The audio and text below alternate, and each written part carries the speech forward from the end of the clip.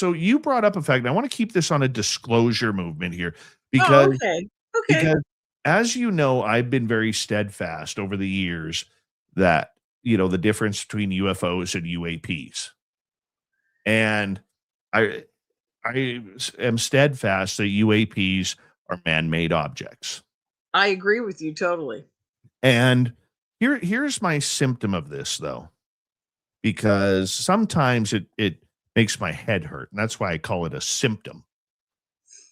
I look at this disclosure movement like you do, that it isn't about UFOs. It isn't about alien contact. This has a huge opportunity to absolutely disrupt all the secret black projects that's going on. I think disclosure is more about the black projects than it is about aliens and UFOs. What's your thoughts on that? I think they're going to keep those black projects hidden until the day they don't have to. They are going to hold those things close to their vest. They're not going to let us know about the secret space program. They're not going to let us know they've been going to the moon. They are not. There are so many hints out there, so many experiencers, so many people that can tell you I was taken on a triangle and I was taken to the moon, or I was taken to here, or I was taken to there, and we got there in like 45 minutes or whatever. And look, every one of them can't be lying. I'm telling you. And these are solid people. A lot of them are military people.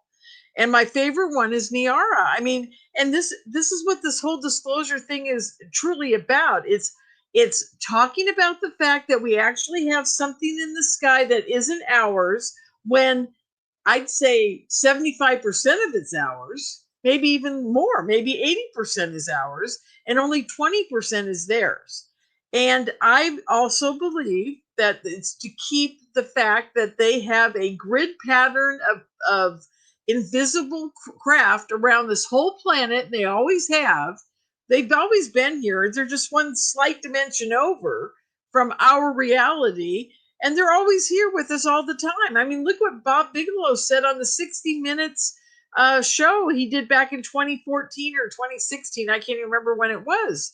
He said they're here with us all the time. They're here right now. What's the problem?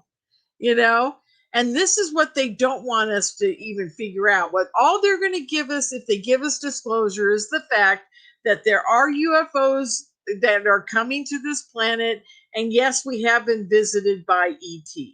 I don't think they're going to give us any more than that. They're not going to tell us about the secret space program. They're not going to talk about mining the moon. They're not going to talk about all the people that they've used out in on the ships with the other aliens. Like when Terry Lovelace was on his ship, he sees.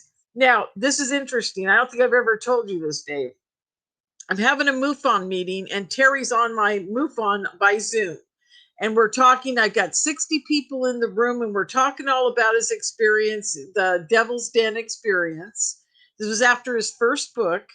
And we're talking about it. And Terry and I had been friends for a while. I could go into some crazy stuff that happened with Terry and I too, but it's not about disclosure. But so long story short, Terry finally, we're doing Q&A, and I finally say to Terry, Terry, did you see any humans on the ship too, besides all of you that were being taken? And he goes, oh my God. He goes, I never remembered until you just asked me. He goes, there were 2 women and 2 men. He goes, I think it was 2 women and 2 men.